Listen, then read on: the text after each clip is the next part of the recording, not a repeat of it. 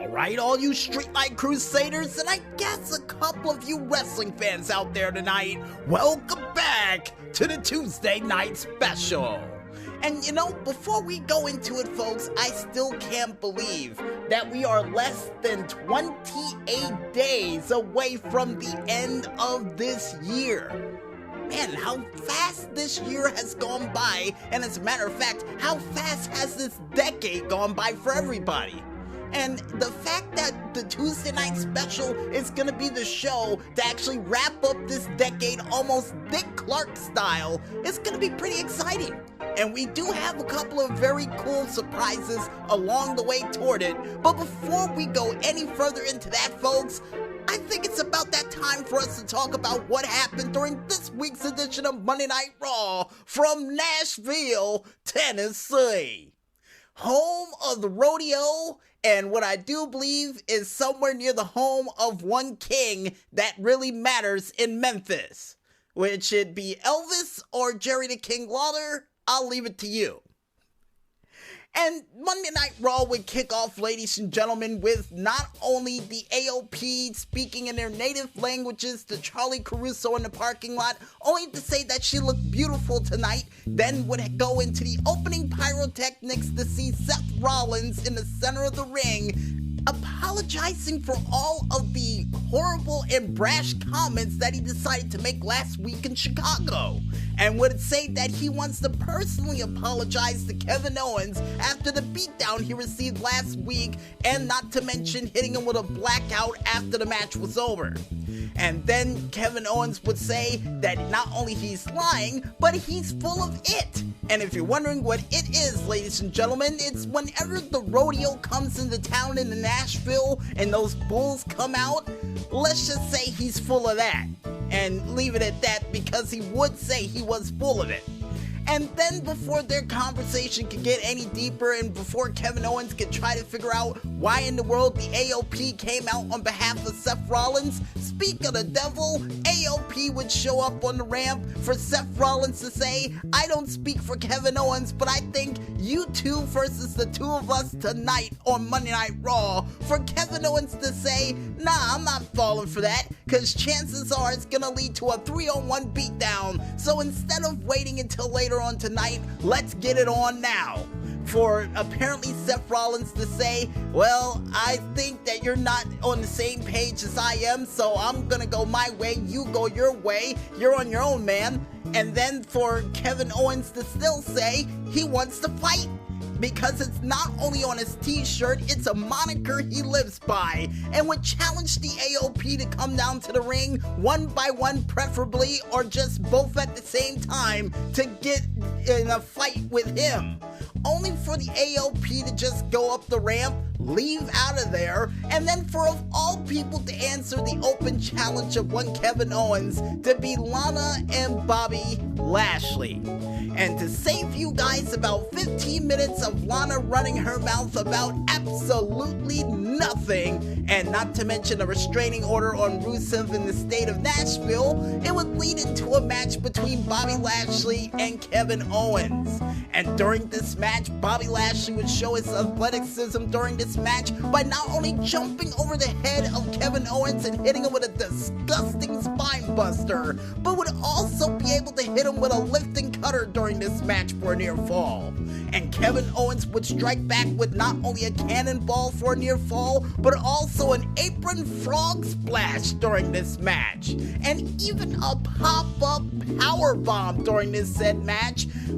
and would nearly get the win. But unfortunately, when that pop-up powerbomb was delivered, and before Kevin Owens could deliver more offense during this match, next thing you know, Authors of Pain would come back out, beat the living daylights flag tag out of Kevin Owens, for Kevin Owens to win this match via disqualification, and for the AOP to just beat him all the way up the ramp and drag him out of Nashville, never to be seen again. Or at least until next week. And when questioned later on that night, Seth Rollins would say he had nothing to do with that attack that AOP decided to deliver, and then when he tried to actually apologize for it, he would get the 10th degree and would say that he's damned if he do, damn if he doesn't, and everybody wants to be a critic around here, but nobody wants to be a leader. Only for, Seth Rollins to leave early for that night and to not show up for the rest of the night. Real locker room leader who leaves before the rest of the show does. Good job, Seth. Anyway, besides that, folks, the next thing after all of this would go down that I completely forgot about, which was absolutely hilarious, Charlie Caruso in the center of the ring actually interviewing Lana and none other than Bobby Lashley, only for none other than Rusev to come from out of the crowd, Machka kick Bobby Lashley in the face, punch him in the face over and over again, hold up his hands like if he was miming or jazz handing in the center of the ring in Nashville, for him to go back through the crowd, Bobby Lashley to complain to the cops, and to even get arrested by the police officers after he shoulder bumped one of the officers. And before we go any further into this part of the show, the fact that one of the officers in Nashville did not read all of the Miranda rights, Bobby Lashley could have actually sued those police officers for that because they didn't give him his full rights. But that's neither here nor there, because what would happen next would be even worse for the couple of Lana and Rusev, because Lana would slap one of the cops and get arrested herself, so they'll be spending the night in jail. Only for the Street Profits and R-Truth to just shake their heads and for things to keep rolling here on Monday Night Raw. Besides things looking like another episode of The Young and the Restless. And to continue things on Monday Night Raw, it would be none other than Drew McIntyre going one-on-one against Akira Tozawa. And Drew McIntyre during this match, who wasn't taking his opponent too seriously at first, would get down on his knees to get at the same height as Akira to tell him to walk away before he beats his ass. And Akira Tozawa, being a proud Cruiserweight champion, or former Cruiserweight champion at this point, would not take no for an answer for this fight and would decide to try to take it to one Drew McIntyre by not only doing a missile drop kick, and not only that, but a suicide dive to the outside of the ring, and would even try to go for a Hurricane Rana during this match, only for it to get reversed into an inverted Alabama slam on the outside of the ring, and even would counter one of the inverted Alabama slams on the inside of the ring into a roll-up for a near fall. And before we go any further into this match, folks, Drew McIntyre would toss him pillar to post with a released belly-to-belly suplex that made Jerry the King Lawler say, I think those Nashville police should come back out here for Akira because he's impersonating an opponent. Never go a-changing, Jerry. Never go a-changing. But things would wrap up badly for Akira Tozawa in a no-laughing-matter sort of situation when Drew McIntyre would go off the ropes the same time as Akira Tozawa and hit him with a Claymore kick, sending him flying out of his shoes for Drew McIntyre to win this match via pinfall. And after the match was over, Drew McIntyre would call out, of all people, Randy Orton after his actions of last week of poking him in the eye and disrespecting him and treating him like if he was a child, according to what Drew McIntyre says. And would then go on to say that he thinks that he owns the place and that he thinks that he's special, but it's 2019 and the RKO out of nowhere era is over, and now the Claymore kick out of nowhere era begins. Only for Randy Orton to say that he's earned the right to do what he does on a daily basis and nobody can tell him what he can do. Only for none other than the OC to come out, complain about the fact that Randy Orton cost AJ Styles, or Uncle Allen, the United States Championship last week, and they've come out for their pound of flesh. Only for Drew McIntyre to say, well, this looks like a situation between you and the OC, so I'll bid you a farewell. And then, next thing you know, the OC who would surround the ring would then decide to go into the ring and personally get their pound of flesh from one Randy Orton. by beating the Living Daylights flag tag out of them, only for of all people to come out not only Ricochet, Rey Mysterio, and Humberto Carrillo with a brand new theme that I'm not too fond of, for them to actually help out Randy Orton trying to be the superheroes of the WWE. And after helping out Randy Orton, Randy would say, "I don't appreciate you guys coming out there. I didn't need your help." And then to walk away for none other than the trio of heroes to challenge the OC for the main event later on the night. Yep, a superhero clash of sorts, folks. And the next match to take place on Monday Night Raw would be none other than Alistair Black going one-on-one against Tony Meas. And Tony Meas during this match would definitely deliver a fight to Alistair Black by not only doing a rope hunt jawbreaker and would even do a crossbody to him during this match. But unfortunately, Alistair Black, who was primed and ready for combat tonight, would not only do a severe kick to the chest, almost 300 style, leading into a Sagat Tiger knee right to the chest of one Tony Meas, knocking him out essentially during this match, only for Alistair Black to go straight to Mortal Kombat and hit him with a black mass, finishing him in the center of the ring for Alistair Black to win this match via pinfall. And while Alistair Black was meditating in the center of the ring, meanwhile backstage, Charlie Caruso, earning another paycheck by being April O'Neil this week, would go back and interview none other than Buddy Murphy, who would actually say that he's going to expose Alistair Black for somebody who takes himself too seriously for what happened last week and what's going to happen in the future, which once again I do believe is going to lead to a match of the year match between Buddy Murphy and Alistair Black. The question is when it's going to happen, and I got a feeling TLC. I could be wrong. But besides that match that will happen in the near future, folks, the next match to take place on Monday Night Raw would feature none other than Andrade Cien Almas going one-on-one against the former leader of Sanity, now just floundering backstage, Eric Young. And during this match, Eric Young definitely proving why he deserves to have a little bit of a spotlight on him during this match, because not only he would be able to pull off a nasty Macho Man-like elbow from the top rope for a 2 count, but he would also be able to pull off an insane neck breaker to Andrade, sending him through a loop. But when he tried to go back up to the top rope, he would realize that he went to the well one too many times and would get caught out of nowhere by Andrade by him getting pulled by the legs off the top rope, or off the second rope, for Andrade to hit him in the face with a double knee strike and a hammerlock DDT to win this match clean without the help of Zelina Vega via pinfall. So 2 weeks in a row when he's not fighting Sin Cara, he can win without Zelina Vega. Weird. You know, he needs to do that more often, but I got a feeling he won't.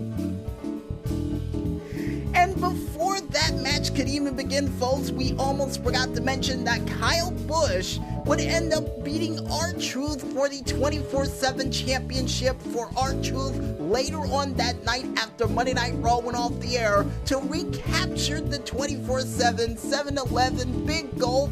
European Television Championship for the 24th or 25th time. We've lost track on how many times this man has held the belt, but either way, he's on the fast track to beating Raven's record for the most times of championships captured in that company for a single championship. And I think the record is still 29, if I last remember. And besides R-Truth's very impressive title run, the next thing we would see on Monday Night Raw backstage is Eric Rowan talking to whatever the world is inside of that cage, which I still believe is a Markland beast of some type, only for him to go into the match that he would be fighting against for tonight, which would be against none other than No Way Jose with his conga line. and apparently almost like something out of a horror movie and not learning a lesson from what happened last week, one of the conga line dancers would say, "Hey man, what's inside that cage?" For the other guy to actually pull him over and say, whoa man, don't check that cage. Don't look what's in that cage. You know what happened last week to the other guy? And then only for the guy to just try to peek at it a little bit, for the next thing you know, rowing like a mother hen or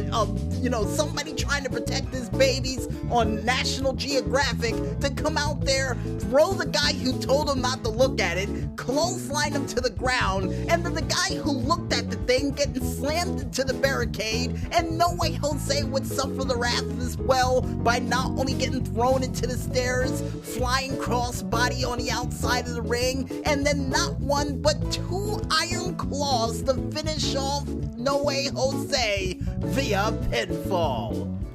Ah man, so not only do we have to ask another person when they get out of the ICU what happened and what's underneath that cage, but we also gotta wonder what in the world is No Way Jose doing on Monday Night Raw nowadays besides getting the Living Daylights flag tag beaten out of him by random people on certain weeks.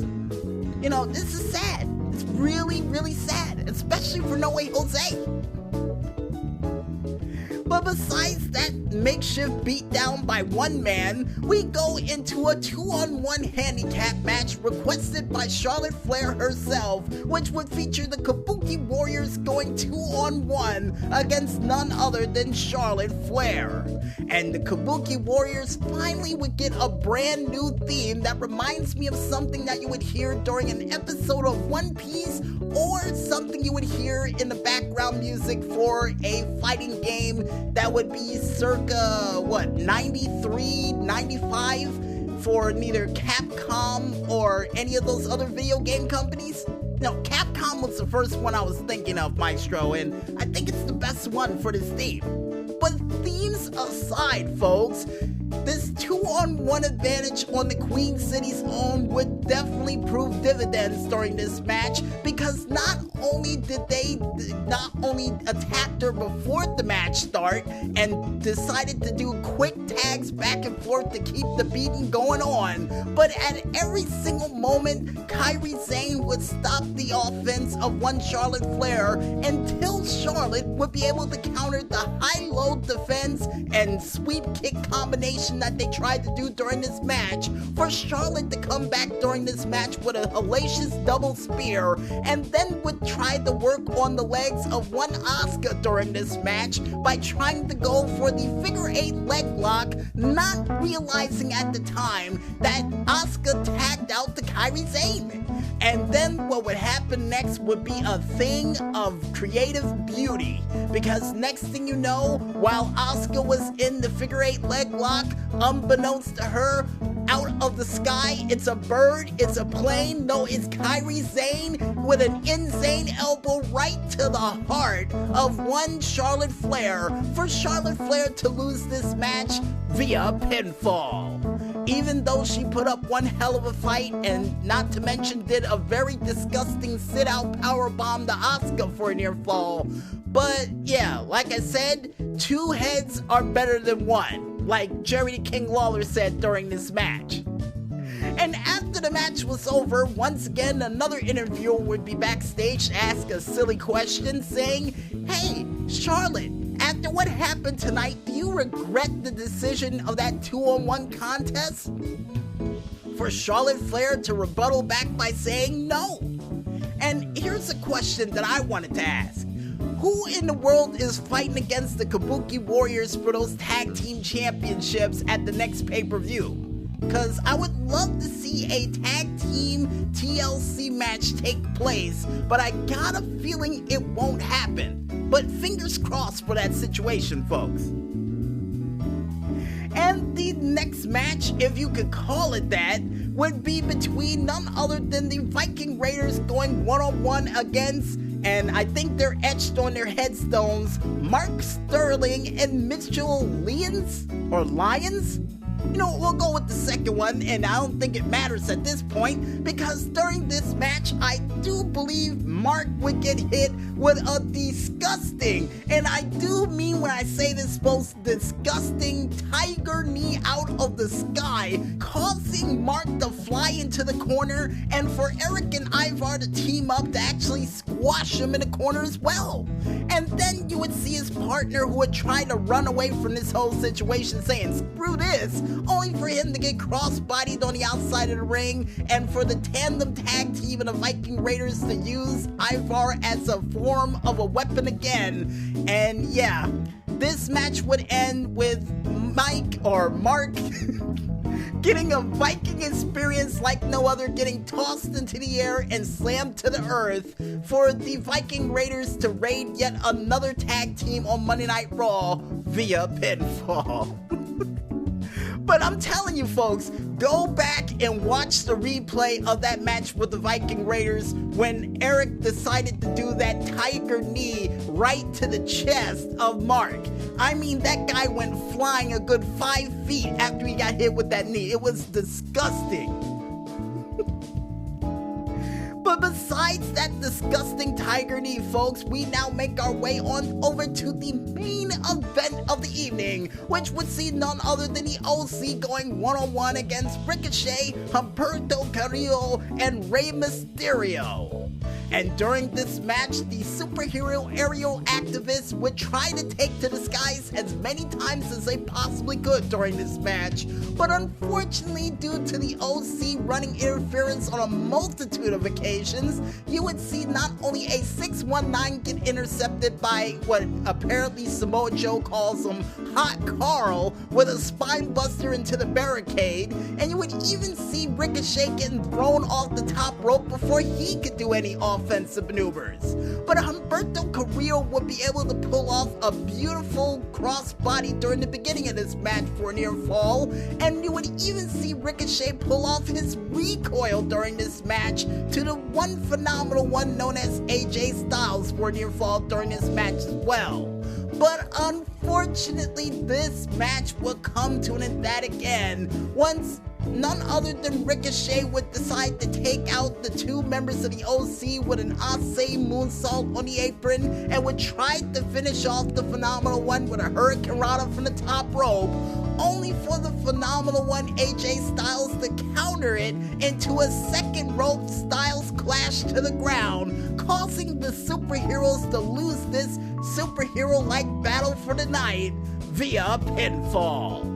And after the match was over, and while AJ Styles was celebrating his phenomenalness in the center of the ring, if that was even a real word, none other than Randy Orton would come out of nowhere from behind and then hit someone with an RKO to celebrate on the top rope to close Monday Night Raw out for this week. So Randy Orton got his revenge, and I got a feeling this is going to lead to another clash between Randy Orton and AJ Styles in the near future. Wouldn't that be like the 5th or 8th time we've seen this? Pretty sure. Not too entirely sure. I might be wrong on that count, but we're going to leave it at a low number just in case. And I guess with that said, folks, we might as well head back into this music while we grab a glass of water. And when we return, we'll be back with more streetlight shenanigans as the Tuesday Night Special rolls on right after this. So don't fall asleep just yet, folks, and stay tuned.